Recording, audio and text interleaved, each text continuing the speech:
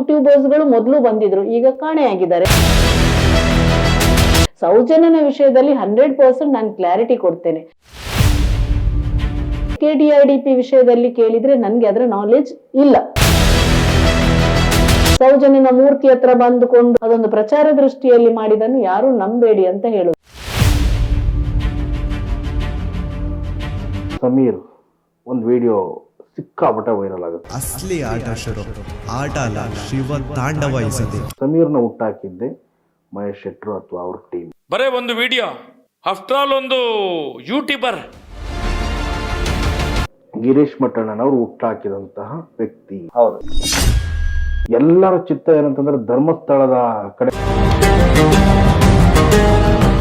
ಅವರ ಸಂದರ್ಶನ ಮಾಡ್ಬೇಕಾದ್ರೆ ಅವರು ಹೇಳಿದ್ರು, ಒಂದು ಮಹೇಶ್ ಶೆಟ್ಟಿ ತಿಮರೋಡಿ ಅಲ್ಲ, ಇವತ್ತು ಸಾವಿರ ಸಾವಿರ ಲಕ್ಷ ಲಕ್ಷ ಕೋಟಿ ಕೋಟಿ ಮಹೇಶ್ ಶೆಟ್ಟಿ ಅವರು ರಸ್ತೆಗೆ ಇಳಿದಿದ್ದಾರೆ. ಕೆಲಸ ಆರಂಭ ಆಗುತ್ತೆ. ಮಾಸ್ಕ್ ಮ್ಯಾನ್ ಅನ್ನೋ ಒಂದು ವ್ಯಕ್ತಿ ಉಟ್ಕೊಳ್ತಾನೆ. ಬಟ್ ಇದಾದ ಮೇಲೆ ಆ ವ್ಯಕ್ತಿನೇ ಉಲ್ಟಾ ಹೊಡಿತಾನೆ. ಸೌಜನ್ಯ ಕೇಸಿಗೆ ಒಬ್ಬ ಸಾಕ್ಷಿದಾರನಾಗಿ ಚಿನ್ನಯ್ಯ, ಸುತ್ತಮುತ್ತಲಿನ ಸಾವುಗಳ ತನಿಖೆ ಯಾವುದೂ ಆಗ್ಲಿಲ್ಲ. ಬಂಗ್ಲಗುಡ್ಡೆಯಲ್ಲಿ ವಿಠಲಣ್ಣ ತಂದ ಬುರುಡೆ ಏನಾಗಿದೆ? ಉಪ್ಪು ಹಾಕಿ ಇಟ್ಟದ, ಉಪ್ಪಿನಕಾಯಿ ಹಾಕಿ ಇಟ್ಟದ, ಇವರು ಉಪ್ಪುಗೊಂಡದು ಅದ ಗೋಣಿಯಲ್ಲಿ. ಯೂಟ್ಯೂಬರ್ಸ್ಗಳು ಮೊದಲು ಬಂದಿದ್ರು, ಈಗ ಕಾಣೆಯಾಗಿದ್ದಾರೆ, ಗೊತ್ತಿಲ್ಲ ಯಾಕೆ ಹೋಗಿದ್ದಾರೆ ಇಲ್ಲ ಅಂತ. ಕೆಲವು ನಿಷ್ಠಾವಂತ ಯೂಟ್ಯೂಬ್ಗಳು ಮೊದಲಿದ್ದವರು ಈಗನೂ ಇದ್ದಾರೆ, ನಿಷ್ಠಾವಂತ ಹೋರಾಟಗಾರರು ಇರ್ತಾರೆ. ಹೊಸ ಹೊಸ ಹೊಸ ವೇಷಗಳು ಬಂದಿದ್ದಾವೆ ಕೆಲವೆಲ್ಲ, ಆದ್ರೆ ವೇಷಗಳೆಲ್ಲ ಪರ್ಮನೆಂಟ್ ಅಲ್ಲ. ನೀವು ಅವರ ಮಾತನ್ನು ಯಾವುದೂ ಕೇಳ್ಬೇಡಿ. ನಿಮ್ಗೆ ಏನಾದ್ರೂ ಕ್ಲಾರಿಟಿ ಬೇಕಾ, ನೇರ ಕೇಳಿ. ಹೋರಾಟಗಾರರಲ್ಲಿ ಯಾರ್ದಾದ್ರೂ ಒಂದು ನಂಬರ್ ಇರ್ತದೆ, ಹೋರಾಟಗಾರ. ನಾನಂತೂ ಯಾರ ಕಾಲ್ ತೆಗಿತೇನೆ ಕ್ಲಾರಿಟಿ ಬೇಕಿದ್ರೆ. ಸೌಜನ್ಯನ ವಿಷಯದಲ್ಲಿ 100% ನಾನು ಕ್ಲಾರಿಟಿ ಕೊಡ್ತೇನೆ. ಹಾಗೆ ಅಂತ ನನಗೆ SKDRDP ವಿಷಯದಲ್ಲಿ ಕೇಳಿದ್ರೆ ನನ್ಗೆ ಅದರ ನಾಲೆಜ್ ಇಲ್ಲ. ಅದನ್ನು ಹಿಡ್ಕೊಂಡು ಎಷ್ಟೋ ಜನ ಗುಂಪು ಮಾಡಿಕೊಂಡು ಅಲ್ಲಿ ಮನೆ ಮನೆಗೆ ಹೋಗುದು, ಆಗ ಅವರನ್ನು ಅಲ್ಲಿ ಗುಂಪಲ್ಲಿ ನೋಡ್ತಾರೆ, ಅವರನ್ನಲ್ಲಿ ಹೇಳ್ಕೊಂಡು ಪಾಪ ಇಲ್ಲಿ ಮಾತಾಡೋರಲ್ಲಿ ಲೀಡರ್ಸ್ ಆದವ ಆ ಹಣ ಮಾಡ್ಕೊಂಡು ಹೋಗ್ತಾನೆ. ಇಂಥದ್ದು ಸಹ ಆಗ್ತದೆ. ಅದಕ್ಕೆಲ್ಲ ಯಾರೂ ತಲೆ ಕೊಡಬೇಡಿ. ಕರೆಕ್ಟ್ ಆಗಿ ಯಾರು ಹೋರಾಟದಲ್ಲಿದ್ದಾರೆ ಆ ಮುಖಗಳು ನಿಮ್ಗೆ ಕಾಣ್ತದೆ. ಮೊದಲಿಂದ ಬಂದ ಮುಖಗಳು ಸಹ, ಈಗ ಬಂದ ಮುಖಗಳು ಸಹ. ಮಾತಾಡ್ಲಿಕ್ಕೆ ತುಂಬಾ ಮಂದಿ ಮಾತಾಡ್ತಾರೆ, ಆದ್ರೆ ಇಲ್ಲಿ ಆದದ್ದು ಬೆಳ್ತಂಗಡಿ ಗ್ರಾಮದಲ್ಲಿ ಆದ ಕಾರಣ ಇಲ್ಲಿ ಯಾರು ಹೋರಾಟಗಾರರಿದ್ದಾರೆ ಅವರು ಮಾತಾಡಿದಕ್ಕೆ ಮಾತ್ರ ಕರೆಕ್ಟ್ ಆಗಿ ತಗೊಳ್ಳಿ ಅಂತ ಹೇಳುದು ನಾನು. ತುಂಬಾ ಜನ ಬರ್ತಾರೆ, ಆದ್ರೆ ನಾನೀಗ ವೈಯಕ್ತಿಕವಾಗಿ ನನಗೂ ಇಷ್ಟ ಇಲ್ಲದವರು ಬಂದ್ರು ಹೋದ್ರು ಅಂತ ಅವರ ಹೆಸರು ಹೇಳಿದ ಕೂಡ್ಲೆ ಅದು ವೈಯಕ್ತಿಕ ಟಾರ್ಗೆಟ್ ಮಾಡ್ಕೊಂಡು ಎಲ್ಲೇ ಹೋಗ್ತಾರೆ. ಪ್ರಸನ್ನಕ್ಕ ನಮ್ಗೆ ಹೀಗೆ ಹೇಳಿದ್ದಾರೆ ಅಂತ. ಇದು ಬೇಡ. ಇನ್ನೊಂದು ಅದನ್ನು ನಾವು ಸೌಜನ್ಯದು ಬಿಟ್ಟು ಇವರ ಹತ್ರ ಜಗಳ ಮಾಡ್ಕೊಂಡು ಕೂತ್ಕೊಳ್ಳಿಕ್ಕೆ ಆಗುದಿಲ್ಲ. ನಾವು ಅವರನ್ನು ಆಲ್ರೆಡಿ ಎಂಟರ್ಟೈನ್ ಮಾಡೋರನ್ನು ಹೊರಗೆ ಇಟ್ಟಿದ್ದೇವೆ. ನಾವಾದ್ರೆ ಸಮಾಜಕ್ಕೆ ಹೇಳಲಿಲ್ಲ, ಇನ್ನೊಂದು ಅಸಹ್ಯ ಆಗುದು ಬೇಡ ಅಂತ. ಅಂತವ್ರನ್ನ ನೀವು ಅರ್ಥ ಮಾಡ್ಕೊಳ್ಳಿ. ನಮ್ಮಲ್ಲಿ ಎಲ್ಲೂ ಕಾಣದಾಗ ನೀವೇ ಅರ್ಥ ಮಾಡ್ಬೇಕಾಗ್ತದೆ ಯಾರು ಒಟ್ಟಿಗಿದ್ದಾರೆ ಯಾರು ಒಟ್ಟಿಗೆ ಇಲ್ಲ ಅಂತ. ಒಂದು ವೇದಿಕೆಯಲ್ಲಿ ಇದ್ದ ಕೂಡಲೇ ಎಲ್ಲರೂ ನಮ್ಮವರಲ್ಲ. ಕೆಲವು ಕಡೆಯಲ್ಲಿ ನಮ್ಗೆ ಹೇಳದೆ ಕೆಲವರು ವೇದಿಕೆಗಳಿಗೆ ಕರೆದಿರ್ಬೋದು, ಆದ್ರೆ ನಮ್ಮ ಟೀಮ್ ಮಾತ್ರ ಎಲ್ಲಾ ಕಡೆಗಳಿಗೆ ಇಷ್ಟೇ ಜನ ನಾವು ಮಾತಾಡ್ಲಿಕ್ಕೆ ಇದ್ದದ್ದು. ಮತ್ತೆ ಎಲ್ಲರೂ ಸೇರ್ಕೊಂಡು ಹೋಗಿದ್ದಾರೆ. ಇಲ್ಲ ಹೇಳುದಲ್ಲ, ಈಗ ವೇದಿಕೆಯಲ್ಲಿ ಬರೆದವರೆಲ್ಲ ಹಾಳಂತಲ್ಲ, ಬೇರೆ ಹೀಗೆ ಮಾತಾಡಿದವರು ಹಾಳಂತಲ್ಲ. ಕೆಲವರು ಮಾತ್ರ ಹೊರಗಿಂದ ಬ್ಯಾಂಗ್ಳೂರಿಂದ ಬೇರೆ ಕಡೆಯಿಂದ ಎಲ್ಲ ಬಂದವರು ಈ ರೀತಿ ಮಾಡ್ಕೊಂಡು ಹೋಗಿದ್ದಾರೆ. ಮತ್ತೆ ಅವರು ಕಾಣ್ತಾ ಇಲ್ಲ ನಮ್ಗೆ. ಅದನ್ನು ಆಹಾರ ಆಗಿ ಮಾಡ್ಕೊಂಡು ಸೌಜನ್ಯನ ಇದು ಸೌಜನ್ಯ ಎಲ್ರಿಗೂ ಅದೊಂದು ಸೌಜನ್ಯನ ಮೂರ್ತಿ ಹತ್ರ ಬಂದುಕೊಂಡು ಅದಕ್ಕೆ ನಾವು ಮಾಡ್ಕೊಂಡು ಅದಕ್ಕೆ ಫೋಟೋ ತಕ್ಕೊಂಡು ಅಲ್ಲಿ ಮಾಡುದು ಅದೊಂದು ಪ್ರಚಾರ ದೃಷ್ಟಿಯಲ್ಲಿ ಮಾಡಿದನ್ನು ಯಾರು ನಂಬೇಡಿ ಅಂತ ಹೇಳುದು. ಕೇಸಿನ ಬಗ್ಗೆ ಮುಕ್ತವಾಗಿ ನಿಮ್ಗೆ ಏನ್ ಹೇಳಲಿಕ್ಕೆ ಉಂಟು ಕೇಳಲಿಕ್ಕೆ ಉಂಟು ನಾವು ಕ್ಲಾರಿಟಿ ಕೊಡ್ತೇವೆ ಬೇಕಿದ್ರೆ. ಈಗ ಎಲ್ಲ ನಮ್ಗೆ ಕೇಸ್ ಇರುವಾಗ ಅದನ್ನು ಎಲ್ಲವನ್ನು ನಾವು ಮೀಡಿಯಾದಲ್ಲಿ ಹೇಳಿಕೊಂಡು ಹೋದ್ರೆ ಸರಿ ಆಗುದಿಲ್ಲ. ನಮ್ಮ ದಾರಿಯನ್ನು ಈಸಿಯಾಗಿ ಬಳಕೆ ಮಾಡ್ತಾರೆ. ಇತ್ತೀಚಿನ ದಿನಗಳಲ್ಲಿ ನಾವು ಸಹ ಕೆಲವನ್ನು ಗೌಪ್ಯತೆಯನ್ನು ಕಾಪಾಡಬೇಕಾಗ್ತದೆ. ನನ್ನ ಕಡೆಯಿಂದ ಅಂತೂ ನಾನು ಯಾವುದನ್ನು ಈಗ ಲೀಗಲ್ ಕ್ಲಾರಿಟಿ ಯಾರಿಗೂ ಕೊಡ್ತಾ ಇಲ್ಲ. ಸ್ವಲ್ಪ ನಾವು ಗೌಪ್ಯತೆ ಕಾಪಾಡಲೇಬೇಕು. ಮೊದಲಾದ್ರೆ ನಾವು ಎಲ್ಲವನ್ನೂ ಹೇಳ್ತಾ ಇದೀವಿ. ಹೀಗಾಗಿ ಹೇಳಲಿಕ್ಕೆ ಯಾರ ಹತ್ರ ಹೇಳಬೇಕು ಯಾರ ಹತ್ರ ಹೇಳ್ಬಾರ್ದು ಭಯ ಇರ್ತದೆ. ಯಾಕಂದ್ರೆ ಎಲ್ಲಿಂದ ಲೂಪ್ ಹೋಲ್ಸ್ಗಳು ಹೋಗುದು ಗೊತ್ತಾಗ್ತಿಲ್ಲ. ನಮ್ಮವರನ್ನೀಗ ನಾನು ಹೇಳುದು ಒಂದು ಸೋಷಿಯಲ್ ಮೀಡಿಯಾದಲ್ಲಿ ತುಂಬಾ ತುಂಬಾ ತುಂಬಾ ಗ್ರೂಪ್ಗಳು ಉಂಟು. ಎಲ್ಲದಕ್ಕೂ ನಮ್ಮನ್ನು ಅಡ್ಮಿನಿ ಮಾಡ್ತಾರೆ. ನಾವ್ ಯಾವುದೂ ನೋಡುದಿಲ್ಲ. ಹೊರಗೆ ಬಂದ್ರೆ ಪ್ರಸನ್ನಕ್ಕ ದೊಡ್ಡವರು ನಮ್ಮಿಂದ ಲೆಫ್ಟ್ ಆದ್ರು ಅದು ಮಾಡ್ಲಿಕ್ಕೆ ಆಗುದಿಲ್ಲ, ಮೊಬೈಲ್ ಬ್ಲಾಕ್ ಆಗ್ತದೆ. ಇಂಪಾರ್ಟೆಂಟ್ ಮೆಸೇಜ್ಗಳನ್ನು ನೀವು ನೋಡುದಿಲ್ಲ ಅಂತ ನೋಡ್ಲಿಕ್ಕೆ ಆಗ್ತಾ ಇಲ್ಲ. ಅದನ್ನ ನಾನು ಜನರ ಹತ್ರ ಹೇಳುದು, ಆ ಗ್ರೂಪ್ ಅಲ್ಲಿ ಬಂದ ಎಲ್ಲಾ ವಿಷಯವನ್ನು ನೀವು ನಂಬ್ಲಿಕ್ಕೆ ಹೋಗ್ಬೇಡಿ. ಗ್ರೂಪ್ ಅಲ್ಲಿ ಅವರ ಕಡೆಯವರು ಸಹ ಇರ್ತಾರೆ ನ್ಯೂಸ್ ಕೊಂಡೋಗುವವರು. ನಮ್ಗೆ ಆಡ್ ಮಾಡುವವರಿಗೆ ಗೊತ್ತಿರುವುದಿಲ್ಲ ಅವ್ರು ಯಾರು ಏನಂತ. ಎಲ್ಲಾ ಗ್ರೂಪ್ ಗಳಲ್ಲಿ ಆಡ್ ಮಾಡ್ತೇವೆ, ಆ ಎಲ್ಲ ನಾವೇನಾದ್ರೂ ಇಂಪಾರ್ಟೆಂಟ್ ಆಗಿದ್ರೆ ಅಲ್ಲಿ ಸೋರಿಕೆ ಆಗ್ತದೆ. ಹಾಗಾಗಿ ನಾವು ಆ ಗ್ರೂಪ್ಗಳಲ್ಲಿ ಯಾವುದು ಅಪ್ಲೋಡ್ ಮಾಡೋದಿಲ್ಲ. ಇದು ನೆನಪಿಡ್ಲಿ, ಯಾರೆಲ್ಲ ಸೌಜನ್ಯ ಹೋರಾಟ ಗ್ರೂಪ್ ನೋಡ್ತೀರಾ, ಅದರಲ್ಲಿ ನಾವಂತೂ ಯಾವುದೇ ಗ್ರೂಪ್ ಅಲ್ಲಿ ಅಪ್ಲೋಡ್ ಮಾಡೋದಿಲ್ಲ. ನಾವು ಇದ್ದದನ್ನು ಮಾತ್ರ ಮಾಡ್ಕೊಳ್ಳುವ, ಬೇರೆಯವ್ರದನ್ನು ನಾವು ಯಾವುದು ಅಪ್ಲೋಡ್ ಮಾಡೋದಿಲ್ಲ, ನಮ್ದು ನಾವು ಮಾಡೋದಿಲ್ಲ. ಹಾಗಾಗಿ ಆ ಗ್ರೂಪ್ ಅಲ್ಲಿ ಇದ್ದದನ್ನು ಒಂದ್ ವೇಳೆ ಬೇರೆ ಯಾರಾದ್ರೂ ವಿಡಿಯೋ ಮಾಡಿ ಹಾಕಿದ್ರೆ ಕ್ಲಾರಿಟಿ ತಗೊಳ್ಳಿ, ಇವರು ಹೇಳುದಂಥದ್ದು ಸರಿಯಾ, ಇವರು ಮಾಡುದಂಥದ್ದು ಸರಿಯಾ, ಇದನ್ನೊಂದು ಹೆಸರಿಟ್ಕೊಂಡು ಬಂದು ಇಲ್ಲಿ ಯಾರು ಪ್ರಮೋಷನ್ ಮಾಡಬೇಡಿ ಅಂತ ಹೇಳುದು. ಈಗ ಮೇಡಮ್, ಈಗ ಸೌಜನ್ಯ ಕೇಸು ನಡೀತಾ ಇತ್ತು, ತದನಂತರ ಈಗ ಅಂತಂದ್ರೆ ಸಮೀರ್ ಒಂದು ವಿಡಿಯೋ ಸಿಕ್ಕಾಪಟ್ಟೆ ವೈರಲ್ ಆಗುತ್ತೆ. ಅದಾದ್ಮೇಲೆ ಒಂದಷ್ಟು ಟೀಕೆಗಳು ಬರುತ್ತೆ. ಸಮೀರ್ನ ಹುಟ್ಟಾಕಿದ್ದೆ ಮಹೇಶ್ ಶೆಟ್ರು ಅಥವಾ ಅವ್ರ ಟೀಮ್. ಇಲ್ಲ, ಸಮೀರ್ ಅನ್ನು ನಿಜವಾಗಿ ಯಾರಿಗೂ ಪರಿಚಯ ಇಲ್ಲ. ಮಹೇಶ್ ಅಣ್ಣನಿಗಂತೂ ಪರಿಚಯನೇ ಇರ್ಲಿಲ್ಲ. ಯಾವಾಗ ವಿಡಿಯೋ ಬಂತು, ಮಹೇಶ್ ಅಣ್ಣ ಸಹ ನಂಗೆ ಕಾಲ್ ಮಾಡಿ ಹೇಳಿದ್ರು, ಅಕ್ಕ ಒಂದು ವಿಡಿಯೋ ವೈರಲ್, ನಾನ್ ಸತ್ಯ ನೋಡ್ಲೂ ಇಲ್ಲ, ಒಂದು ವಿಡಿಯೋ ವೈರಲ್ ಆಗ್ತಾ ಉಂಟಕ್ಕ ನೋಡಿ ಅಕ್ಕ ಅಂತ ಹೇಳಿದ್ರು. ಆಗ ನಮ್ಗೆ ಸಮೀರ್ ಯಾರಂತ ಗೊತ್ತಿಲ್ಲ. ಸಮೀರಿಗೆ ಯಾವಾಗ ತೊಂದರೆ ಮಾಡ್ಕೊಳ್ಳಿಕ್ಕೆ ಶುರು ಮಾಡಿದ್ರ ಹೋರಾಟಗಾರರು ಅವನೊಟ್ಟಿಗೆ ನಿಂತಿದ್ದಾರೆ, ಇದಂತೂ ಸತ್ಯ. ಮತ್ತ ಅವ ವಿಡಿಯೋ ಮಾಡುವಾಗ ನಮಗ್ ಗೊತ್ತಿಲ್ಲ. ಹಾಗಿದ್ರೆ ಅದರಲ್ಲಿ ಸಮೀರ್ ಮಾಡುವ ವಿಡಿಯೋಗಳಲ್ಲಿ ನಮ್ಮನ್ನೆಲ್ಲ ಬರ್ಬೇಕಿತ್ತು, ನಾವ್ಯಾರು ಅದ್ರಲ್ಲಿ ಇರ್ಲಿಲ್ಲ ಅವನ ಕಥೆಯಲ್ಲಿ. ಮತ್ತೆ ಅವನಿಗೆ ಯಾರು ಕತೆ ಕೊಟ್ಟಿದ್ದಾರಂತ ಸಹ ನಮಗ್ ಗೊತ್ತಿಲ್ಲ. ಅದ್ರಲ್ಲಿ ಮಹೇಶ್ ಅಣ್ಣನ ಒಂದು ಹೇಳಿದ್ದಾನೆ, ಮತ್ತೆ ಅವ ಮೊದ್ಲಿದ್ದು ಕಥೆಗಳನ್ನು ಹೇಳಿದ್ದಾನೆ. ಆವಾಗ ಅದು ಪ್ರತಿಭಟನೆಯನ್ನು ಹೇಳಿದ್ದಾನೆ. ಮತ್ತೆ ಅದ್ರಲ್ಲಿ ನಮ್ಮನ್ನ ಯಾರನ್ನು ಅವನಿಗೆ ಪರಿಚಯನೂ ಇರ್ಲಿಲ್ಲ, ನಮ್ಮ ಹೆಸರನ್ನು ಅವ ಹೇಳಲೇ ಇಲ್ಲ. ಅದ್ರಲ್ಲಿ ಒಂದು ಮತ್ತೆ ಬಂದ ಹೆಸರೊಂದು ಮಟ್ಟಣ್ಣಂದು ವಿನ ನಮ್ದು ಯಾರ್ದು ಹೋರಾಟಗಾರ ಹೆಸರಿಲ್ಲ, ನಮ್ಗೆ ಒಂದು ಟಚ್ ಸಹ ಇರ್ಲಿಲ್ಲ. ಯಾಕಂದ್ರೆ ಅಲ್ಲಿ ಕೇಳ್ಪಟ್ಟಿದ್ದು ಕೂಡ ಕರೆಕ್ಟ್. ಸೊ ಮಹೇಶ್ ತಿಮ್ಮಾರೋಡಿ ಅಥವಾ ಅವ್ರ ತಂಡ ಅಥವಾ ಮೇಜರ್ ಆಗಿ ಗಿರೀಶ್ ಮಟ್ಟಣ್ಣನವರು ಹುಟ್ಟಾಕಿದಂತಹ ವ್ಯಕ್ತಿ ಅಂತ.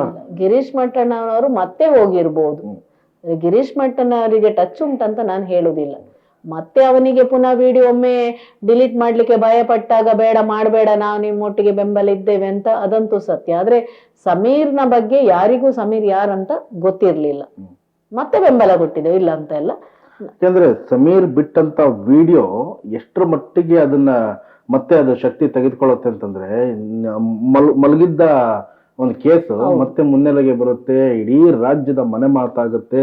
ಎಲ್ಲರ ಚಿತ್ತ ಏನಂತಂದ್ರೆ ಧರ್ಮಸ್ಥಳದ ಕಡೆ ಅಂತ ನಾವ್ ಹೇಳ್ಬೋದು, ಅಷ್ಟ್ರ ಮಟ್ಟಿಗೆ ವೈರಲ್ ಆಗುತ್ತೆ.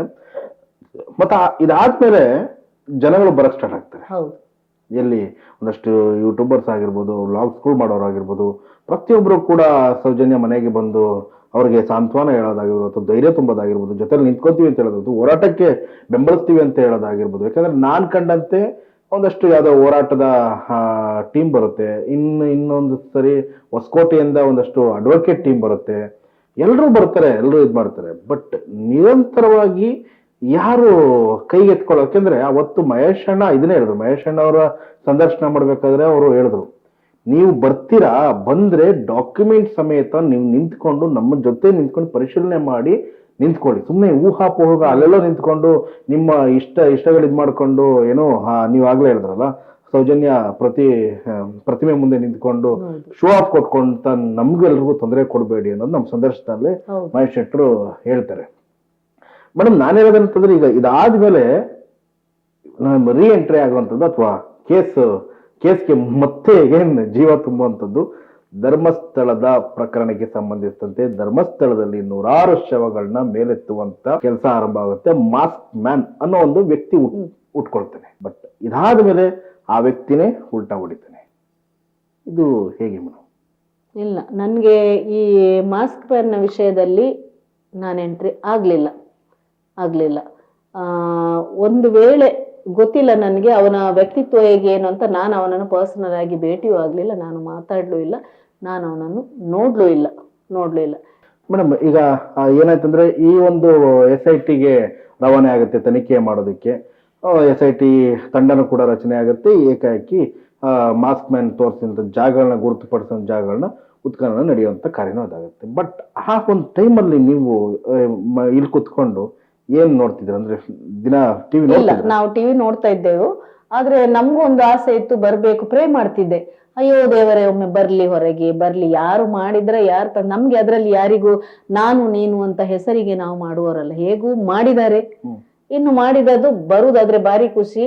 ಅಲ್ಲಿ ಕೂತು ದಿನಾಲು ನಾನು ಯೂಟ್ಯೂಬರಿಗೆ ಕಾಲ್ ಮಾಡಿ ಎಲ್ಲಿ ಬಂತು, ಏನ್ ಬಂತು, ಈ ಗುಂಡಿಯಲ್ಲಿ ಸಿಗ್ತದ, ಪ್ರಾರ್ಥನೆ, ಅಯ್ಯೋ ಬರ್ಲಿ ಅಂತ ಪ್ರಾರ್ಥನೆ ಅಂತೂ 100% ನಾನು ಮಾಡ್ತಿದ್ದೆ. ಅದು ಯಾಕೆ ಸಿಕ್ಲಿಲ್ಲ ಅಂತ ಮತ್ತೆದು ಅವ್ರು ಹೇಗೆ ತೆಗ್ದಿರ, ಹೇಗೆ ಮಾಡಿದ್ರ ಅದು ಸಹ ಗೊತ್ತಿಲ್ಲ ನನಗೂ. ಅದು ಕಾಮಿಡಿ ಅನ್ನಿಸ್ತಿತ್ತು. ನಾವೊಂದು ನಮ್ಮ ಹಿಂದೂ ಧರ್ಮದಲ್ಲಿ ಒಂದು ಹೂಲಿಟ್ಟದಾದ್ರೆ ಅದು ಅಲ್ಲಿ ಮಣ್ಣಾಗಿ ಹೋಗ್ತದೆ. ಈಗ ಕ್ರಿಶ್ಚಿಯನ್ ಧರ್ಮದಲ್ಲಿ ಆದ್ರೆ ಒಂದು ಶಿಲುಬೆ ಆದ್ರೂ ಇಡ್ತಾರೆ ಆ ಪ್ಲೇಸ್ ಅಂತ.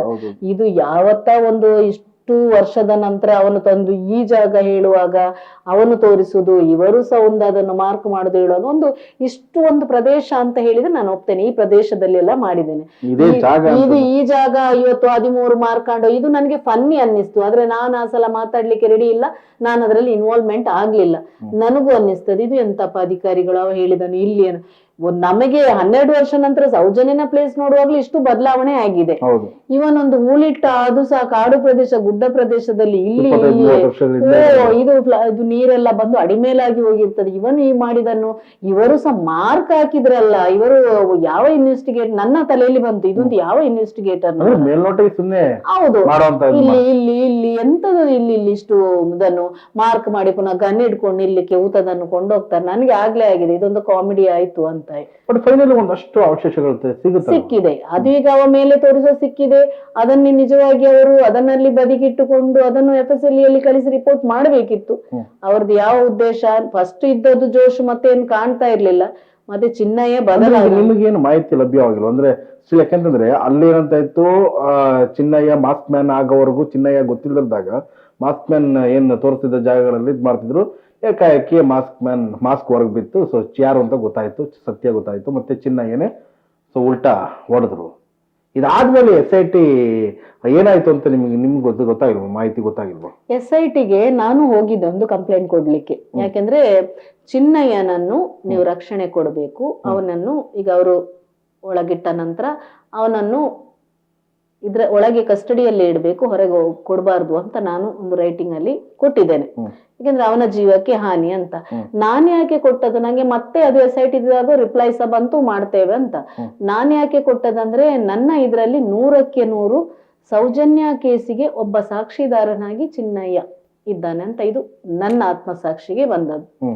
ಹಾಗಾಗಿ ಚಿನ್ನಯ್ಯನನ್ನು ಇವರು ಆರಾಮದಲ್ಲಿ ಬಿಡುಗಡೆ ಮಾಡಿ ಹೊರ ಕಳಿಸಿ ಮುಂದೊಂದ್ ದಿನ ಅವನನ್ನು ಮಾಡ್ರ್ ಆಗ್ತದೆ, ಯಾರಾದ್ರೂ ಕೊಲ್ತಾರೆ ಗೊತ್ತಿದ್ದು ಅಂತ. ಅವನಿಗೆ ರಕ್ಷಣೆ ಕೊಡ್ಬೇಕು, ನಿಮ್ಮ ಕಸ್ಟಡಿಯಲ್ಲಿ ಇಡಬೇಕು ಅಂತ ಉದ್ದೇಶ ನಂದು ಅದಿತ್ತು. ಯಾಕೆಂದ್ರೆ ಅದರಲ್ಲಿ ನಾನು ಹಾಕಿದ್ದೇನೆ ಕಂಪ್ಲೇಂಟ್ ಅಲ್ಲಿ, ಇಷ್ಟು ಎಲ್ಲ ಸಾಕ್ಷಿದಾರರನ್ನು ಯಾವ ಯಾವ ರೀತಿಯಲ್ಲಿ ಕೊಂದಿದ್ದಾರೆ ಅಂತ ಎಕ್ಸ್ಪ್ಲೈನ್ ಮಾಡಿ ನಾನು ಬರ್ದಿದ್ದೆ ಅದರಲ್ಲಿ ಕಂಪ್ಲೇಂಟ್ ಅಲ್ಲಿ, ಯಾರ್ಯಾರನ್ನು ಯಾವ ರೀತಿಯಲ್ಲಿ ಇವರು ಸಾಕ್ಷಿ ನಾಶ ಮಾಡಿದ್ದಾರೆ. ಇನ್ನಿರುವ ಒಂದು ಸಾಕ್ಷಿ ಇವ 100ಕ್ಕೆ 100 ಸೌಜನ್ಯನ ಕೇಸಲ್ಲಿ ಚಿನ್ನಯ್ಯನ ಇನ್ವಾಲ್ವ್ಮೆಂಟ್ ಉಂಟು. ನಾನು ಅವ ಅತ್ಯಾಚಾರ ಮಾಡಿದ ಅಂತ ಹೇಳುದಿಲ್ಲ, ಅವನೊಂದು ಕಸದು ಅಲ್ಲಿ ವಿಲೇವಾರಿ ಮಾಡುವವ, ಸ್ಟ್ರಾಂಗ್ ಇದ್ದವ, ಆ ಬಾಡಿ ಡಿಸ್ಪೋಸ್ ಮಾಡಿ ಕೊಂಡೋಗುದ್ರಲ್ಲಿ ಆದ್ರೂ ಇವನು ಇದ್ದಾನೆ ಅಂತ ಇದು ನನ್ನ ವಾದ. ಅದು ನಿಜವಾಗಿ ನೋಡಿದ್ರೆ ಚಿನ್ನಯ್ಯನನ್ನು ಮುಂದಿನ ದಿನಗಳಲ್ಲಿ ಸೌಜನ್ಯ ಕೇಸಲ್ಲಿ ಇವರು ಆಗುದಿಲ್ಲ ಅಂತ ಹೇಳುವವರು ಸೌಜನ್ಯ ಕೇಸಲ್ಲಿ ಇವನನ್ನು ಬಾಯಿ ಬಿಡಿಸಿದ್ರೆ 100ಕ್ಕೆ 100 ಅವನ ಬಾಯಿಂದ ಯಾರಿದ್ದಾರಂತ ಬರ್ತದೆ. ಇದು ಸತ್ಯ. ನಾನು ಹಾಗಾಗಿ ಹೋಗಿ SIT ಅವರಿಗೆ ಹೋಗಿ ಕಂಪ್ಲೇಂಟ್ ಕೊಟ್ಟಿದ್ದೆ, ಅವನಿಗೆ ನೀವು ಪ್ರೊಟೆಕ್ಷನ್ ಕೊಡ್ಬೇಕು, SIT ಅವರನ್ನು ಹೀಗೆ ಬಿಡಬಾರ್ದು ಅಂತ. ಈಗ ಓಪನ್ ಆಗಿ ಬಿಟ್ಟಿದ್ದಾರೆ. ಊರಿನ ಮೊದಲು TV ಅವರು ಇಂಟರ್ವ್ಯೂ ಮಾಡಿ, ಇನ್ನು ಅವನೀಗ ಎಲ್ಲೇ ಇದ್ದಾನಂತೆ ಕೆಲಸ ಮಾಡ್ಕೊಂಡು. ಇಲ್ಲಿ ಭಯ ಇತ್ತಂತೆ, ಮಹೇಶಣ್ಣ ಮಟ್ಟಣ್ಣ ಅವರು ಇವರ ಭಯ ಇದ್ದವ. ಇದೇ ಪ್ರದೇಶದಲ್ಲಿ ಬಂದು ಒಂದು ತೋಟದಲ್ಲಿ ಕೆಲಸ ಮಾಡ್ತಾನೆ ಅಂತ ಹೇಳುವಾಗ ಮುಂದಿನ ದಿನಗಳಲ್ಲಿ ಆ ತೋಟದಲ್ಲಿ ಅವ ಇರ್ತಾನೆ ಇಲ್ವಾ ಗೊತ್ತಿಲ್ಲ, ನನಗೆ ಗೊತ್ತಿಲ್ಲ. ಅದು SITಗೆ ಬಿಟ್ಟದ್ದು. ಯಾಕೆಂದ್ರೆ ಸೌಜನ್ಯನ ಕೇಸಿಗೆ ಒಂದು ಮೇನ್ ಸಾಕ್ಷಿ ಅವ ಆಗ್ತಾನೆ ಅಂತ ನನ್ನ ಇದು. ಯಾಕೆಂದ್ರೆ ಅವನ ವರ್ತನೆಗಳು, ಒಂದು ಕೆಲವು ವಿಡಿಯೋಗಳು ಮತ್ತೆ ವೈರಲ್ ಆಯ್ತು. ಅವ ಸೌಜನ್ಯನ ವಿಷಯ ಕೇಳುವಾಗ ಅವನ ಬಾಡಿ ಲ್ಯಾಂಗ್ವೇಜ್ ಆಗ್ಲಿ, ಅವ ತಡವರಿಸಿ ನೋಡುವಾಗ 100ಕ್ಕೆ 100 ಅವ ಇದ್ದ ಮುಖ್ಯವಾದ ಸಾಕ್ಷಿದಾರ. ನಾನು ಕೊಟ್ಟದ್ದು, ಬೇರೆ ಯಾವುದಕ್ಕೂ ಅಲ್ಲ. ಈಗ ಮೇಡಮ್, ಈಗ ಅಂತಂದ್ರೆ ಸೌಜನ್ಯ ಕೇಸ್ ನಿರಂತರವಾಗಿ ಫಾಲೋ ಮಾಡ್ತಿರೋಂತ ಏನು ಒಂದಷ್ಟು ವೀಕ್ಷಕರು ಅಥವಾ ಜನಗಳು SIT ತನಿಖೆ ಇದೆಲ್ಲ ಆದ ನಂತರ SIT ತನಿಖೆ ಅಂತ ಏನ್ ಹೇಳ್ತಾರೆ, ಅಥವಾ ಸೌಜನ್ಯ ಕೇಸು ಹಳ್ಳ ಹಿಡಿತು ಇನ್ ಮುಗೀತು? ಇಲ್ಲ, 100ಕ್ಕೆ ಮೊದಲು ಹೇಳ್ತಿದ್ರು ಸೌಜನ್ಯ ನಮ್ಮ ಸುಪ್ರೀಂ ಕೋರ್ಟಿಗೆ ಹೋಗುದಿಲ್ಲ ಅಂತ. ಹೋದ್ರು, ಈಗ ಮೊನ್ನೆ ಸಹ ಬಾಲನ್ ಸರ್ ಹೋಗಿ ಕೋರ್ಟಲ್ಲಿ ಹೋಗಿ 74 ಶವವನ್ನು ಪುನಃ FIR ಮಾಡುವಂತ ಆ ಕೇಸಿಗೆ ಸಹ ಈಗ ಜಡ್ಜ್ ಒಪ್ಪಿಗೆ ಕೊಟ್ಟಿದ್ದಾರೆ. ಎಲ್ಲಾ ತನಿಖೆಗಳು ಆಗ್ಲೇಬೇಕು, ಖಾಲಿ ಅಲ್ಲಿ ಕೊಟ್ಟದ್ದು ಖಾಲಿ ಬುರುಡೆ ಕೇಸಿಗೆ ಸಂಬಂಧಪಟ್ಟ ಕೇಸುಗಳಲ್ಲ. ಯಾಕೆಂದ್ರೆ ಮೊನ್ನೆ ಇವರದು ಆರೋಪಿಗಳನ್ನಾಗಿ ಮಾಡಬೇಕು ಅಂತ ಇವರು ಹೇಳುವಾಗ, ಕೇಸ್ ಹಾಕುವಾಗ ನಾನ್ ಸಹ ಬೆಳ್ತಂಗಡಿ ಕೋರ್ಟಿಗೆ ಹೋಗಿ ನಿಂತಿದ್ದೆ. ಅಲ್ಲಿ ಇವರನ್ನು ಆರೋಪಿಗಳನ್ನಾಗಿ ಮಾಡ್ತಾರೆ ಎಲ್ಲ ಹೇಳ್ತಾ ಇದ್ರು, ಇವರನ್ನು ಚಿನ್ನಯ್ಯನೊಟ್ಟಿಗೆ ಆರೋಪಿಯನ್ನಾಗಿ ಮಾಡ್ತಾರೆ, ಇವರನ್ನು ಜೈಲಲ್ಲಿ ಹಾಗೆ ಹೀಗೆ ಅಂತ. ಅಲ್ಲಿ ನಾನು ಜಡ್ಜ್ ಅಲ್ಲಿ ಡಿಕ್ಟೇಟ್ ಮಾಡಿ ಅಂಡ್ ಜಡ್ಜ್ಮೆಂಟ್ ಕೊಡುವ ತನಕ ಸಹ ನಿಂತಿದೆ. ಯಾಕೆಂದ್ರೆ 6 ಅವರು ವಿಷಯ ಅದರಲ್ಲಿ ಪ್ರಸ್ತಾಪ ಮಾಡಿದ್ರು. 6ರಲ್ಲಿ ಒಂದು FSL ವರದಿ ಬರ್ಲಿಲ್ಲ, ಬುರುಡೆದು ವರದಿ ಬರ್ಲಿಲ್ಲ, ಮತ್ತೆ ಇದು ಅರ್ಧ ರಿಪೋರ್ಟ್ ನಮ್ದು ತನಿಖೆ ಸರಿಯಾಗ್ಲಿಲ್ಲ. ಇನ್ನೊಂದು ಅದ್ರಲ್ಲಿ ಇದ್ದದ್ದು ಇಲ್ಲಿ ಸುತ್ತಮುತ್ತಲಿನ ಸಾವುಗಳ ತನಿಖೆ ಯಾವುದು ಆಗ್ಲಿಲ್ಲ. 6 ಇದರಲ್ಲಿ ಜಡ್ಜ್ ಮೊನ್ನೆ ಕೊಟ್ಟದ್ದು ಇವರನ್ನು ಆರೋಪಿಗಳನ್ನಾಗಿ ಮಾಡ್ಲಿಕ್ಕೆ ಆಗುದಿಲ್ಲ, ತನಿಖೆ ಎಲ್ಲ ಅಪೂರ್ಣ ಆಗಿದೆ. ಹಾಗಾಗಿ ಅದರಲ್ಲಿ ಒಂದು ಕಂಡೀಷನ್ ಇತ್ತು, ಸುತ್ತಮುತ್ತಲಿನ ಎಲ್ಲ ಶವಗಳನ್ನು ಅದನ್ನೆಲ್ಲ ಮಾಡ್ಲಿಕ್ಕೆ ನಾವು ಇದರಲ್ಲಿ ಆಗ್ಲಿಲ್ಲ. ಹಾಗಾದ್ರೆ ಇನ್ನು ಮಾಡ್ಲೇಬೇಕಲ್ಲ. ಖಾಲಿ ಚಿನ್ನಯ್ಯ ತಂದ ಬುರುಡೆ ಅಲ್ಲಲ್ಲ, ಬಂಗ್ಲಗುಡ್ಡೆಯಲ್ಲಿ ವಿಠಲಣ್ಣ ತಂದ ಬುರುಡೆ ಏನಾಗಿದೆ? ಈಗ FSL ಕಳಿಸಿದ ಎಷ್ಟು ದಿವಸ ಎಲ್ಲಿ ಇವರು ಏನೋ ಉಪ್ಪು ಹಾಕಿ ಇಟ್ಟದ, ಉಪ್ಪಿನಕಾಯಿ ಹಾಕಿ ಇಟ್ಟದ, ಇವರು ಉಪ್ಪುಕೊಂಡದ್ದು ಅದಕ್ಕ ಗೋಣಿಯಲ್ಲಿ ಅದನ್ನು ಇವರ ಹತ್ರ ಇಡ್ಲಿಕ್ಕೆ ಇವರು ಆಗ್ಲೇ ಕಳಿಸ್ಬೇಕಿತ್ತಲ್ಲ. ಇವರು ಇಟ್ಟ ಉದ್ದೇಶ ಏನು? ಇವರ ಇಟ್ಟ ಉದ್ದೇಶ ಇರ್ಬೋದು, ಇದನ್ನ ನಾವು ಇಟ್ರೆ ಇನ್ಯಾರು ಕೇಳುದಿಲ್ಲ, ಇಲ್ಲಿ ಸೌಜನ್ಯ ಕೇಸ್ ಮುಗೀತದೆ, SIT ತನಿಖೆ ಆಯ್ತು ಅಂತ ಎಣಿಸುವರು. ಇಲ್ಲ, ಅದ್ರಲ್ಲಿ ಉಂಟಲ್ಲ, ಇವರಿಗೆ ಕೊಟ್ಟ ಇದ್ರಲ್ಲಿ ಉಂಟಲ್ಲ ಯಾವ್ದೆಲ್ಲ ತನಿಖೆ ಮಾಡ್ಬೇಕಂತ. ಮೊನ್ನೆ ಜಡ್ಜ್ಮೆಂಟ್ ಅಲ್ಲಿ ನನಗೂ ಕ್ಲಿಯರ್ ಆಗ್ತದೆ. ಮುಂದಿನ ದಿನಗಳಲ್ಲಿ ಮಾಡಿದ್ರೆ ಪ್ರಶ್ನೆ ಕೇಳೋಳು ನಾವು. ಆ ಕಂಡೀಷನ್ ಅಲ್ಲೇ ಇವರನ್ನ ಆರೋಪಿತರನ್ನಾಗಿ ಮಾಡಿ ತಟಸ್ಥ ಅಂತ ಜಡ್ಜ್ಮೆಂಟ್ ಕೊಟ್ಟದ್ದು. ಇದೆಲ್ಲ ಆಗ್ಬೇಕಲ್ಲ, ಇದು ನಾವು ಕೊಟ್ಟದಲ್ಲ, SIT ಅವರು ಕೊಟ್ಟದನ್ನಲ್ಲ ಜಡ್ಜ್ಮೆಂಟ್. ಆ ಷರತ್ತುಗಳು, ಈ ಷರತ್ತುಗಳ ಇದ್ರಲ್ಲಿ ನಾವು ತಟಸ್ಥ ಮಾಡಿದ ಅಂತ ಜಡ್ಜ್ ಹೇಳಿದ್ರು. ಆದ್ರೆ ಇನ್ನು ಮುಂದಿನ ತನಿಖೆ ಆಗ್ಲೇಬೇಕಲ್ಲ, ಇವನ ಬುರುಡೆ ಬಿಟ್ಟು ಬೇರೆ ಎಲ್ಲ ತನಿಖೆ ಆಗ್ಲೇಬೇಕಲ್ಲ. ನಾನ್ ಹೇಳುದನ್ನು ನೋಡಿ, ಅಲ್ಲಿ ಪಂಚಾಯತ್ನವರು ಹೇಳಿದ್ದು ಅವರನ್ನು ತನಿಖೆ ಆಗ್ಬೇಕು. ಆ ಕೇಶವ ಬೇಳಾಲು ಮಾಡಿದ ಅವನನ್ನು ತನಿಖೆ ಆಗ್ಬೇಕು. ಇವರು ಯಾರು ಶೆಟ್ಟಿ FSL ಇದು ಪೋಸ್ಟ್ ಮಾರ್ಟಮ್ ಮಾಡುವವರು, ಅವರನ್ನು ಮಾಡ್ಬೇಕಲ್ಲ.